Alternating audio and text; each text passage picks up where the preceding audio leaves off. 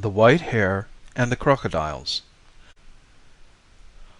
Long, long ago, when all the animals could talk, there lived in the province of Inaba in Japan a little white hare. His home was on the island of Oki, and just across the sea was the mainland of Inaba.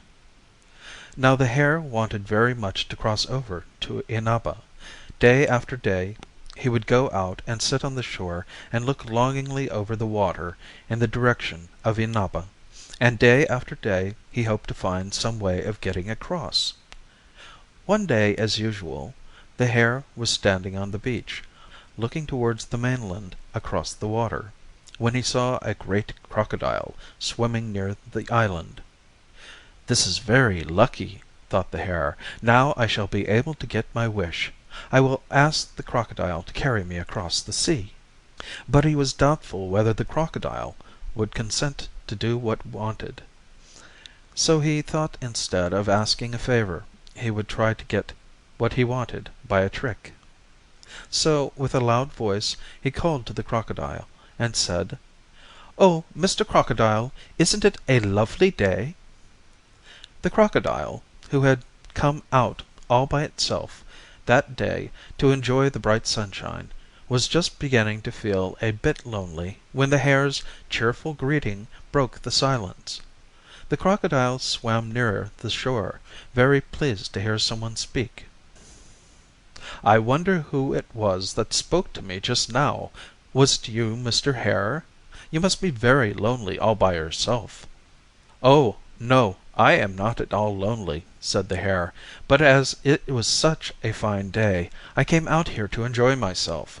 Won't you stop and play with me a little while?" The crocodile came out of the sea and sat on the shore, and the two played together for some time.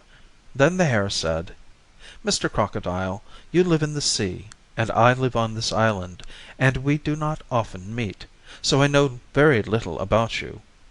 Tell me, do you think the number of your company is greater than mine?" "Of course there are more crocodiles than hares," answered the crocodile. "Can you not see that for yourself?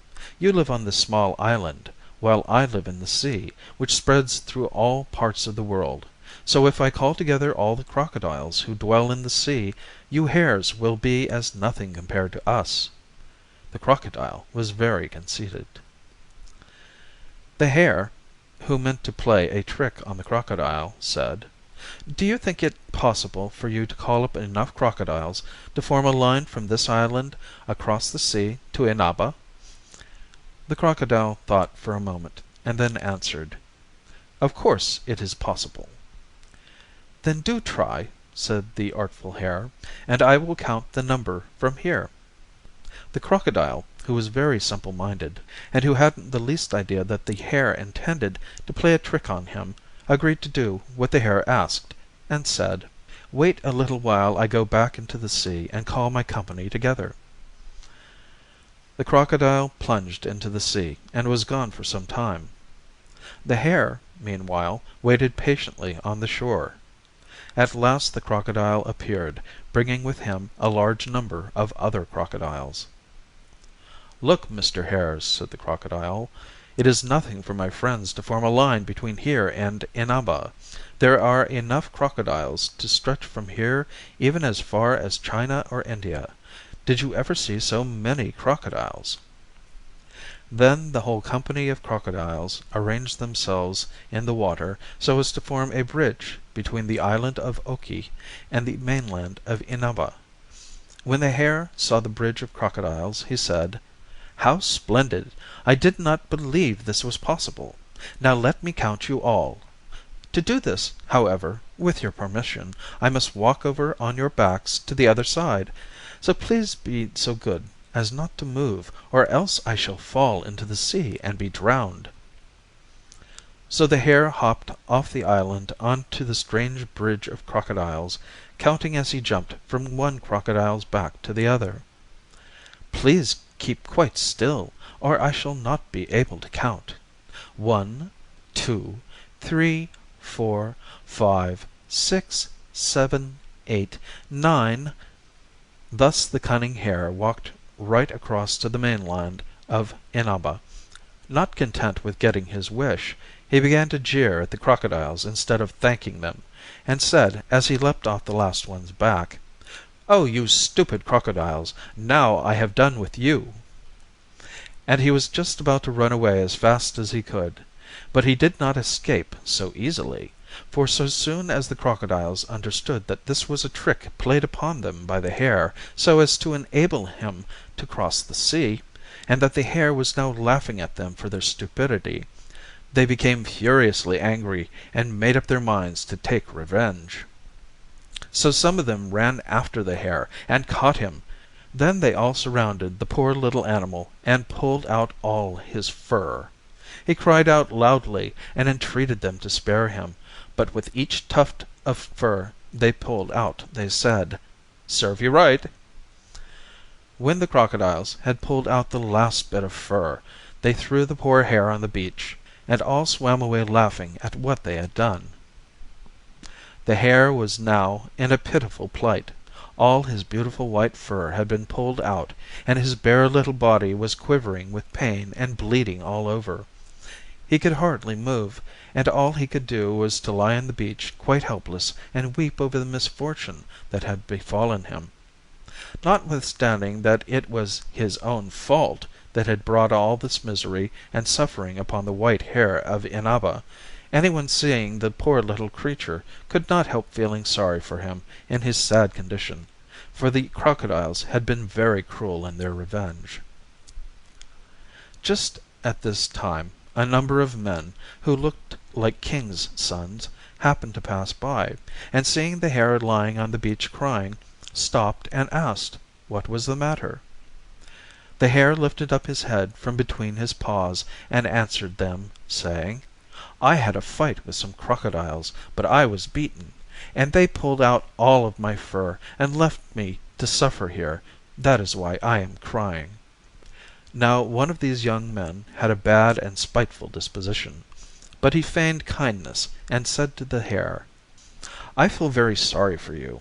If you will only try it, I know of a remedy which will cure your sore body. Go and bathe yourself in the sea, and then come and sit in the wind.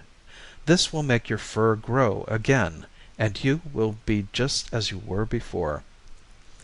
Then all the young men passed on.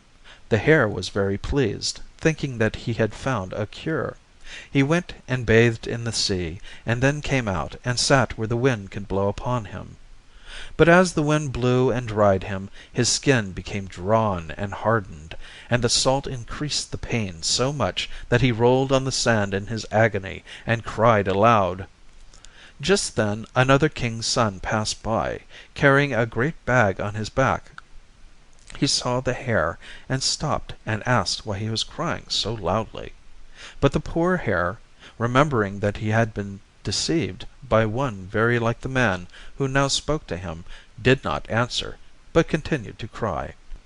But this man had a kind heart, and looked at the hare very pityingly, and said, "You poor thing, I see that your fur is all pulled out, and that your skin is quite bare. Who can have treated you so cruelly?" When the hare heard these kind words, he felt very grateful to the man, and encouraged by his gentle manner, the hare told him all that had befallen him. The little animal hid nothing from his friend, but told him frankly how he had played a trick on the crocodiles, and how he had come across the bridge they had made, thinking that he wished to count their number, how he had jeered at them for their stupidity, and then how the crocodiles had revenged themselves on him. Then he went on to say how he had been deceived by a party of men who looked very like his kind friend. And the hare ended his long tale of woe by begging the man to give him some medicine that would cure him and make his fur grow again. When the hare had finished his story, the man was full of pity towards him, and said, "I am very sorry for all you have suffered, but remember it was only the consequence of the deceit you practiced on the crocodiles." "I know," answered the sorrowful hare, "but I have repented, and made up my mind never to use deceit again. So I beg you to show me how I may cure my sore body and make the fur grow again." "Then I will tell you of a good remedy. said the man. "First go and bathe well in that pond over there, and try to wash all the salt from your body. Then pick some of those kaba flowers that are growing near the edge of the water, spread them on the ground, and roll yourself on them. If you do this, the pollen will cause your fur to grow again, and you will be quite well in a little while." The hare was very glad to be told what to do so kindly. He crawled to the pond pointed out to him, bathed well in it, then picked the kaba flowers growing near the water, and rolled himself on them. To his amazement, even while he was doing this, he saw his nice white fur growing again. The pain ceased, and he felt just as he had done before all his misfortunes.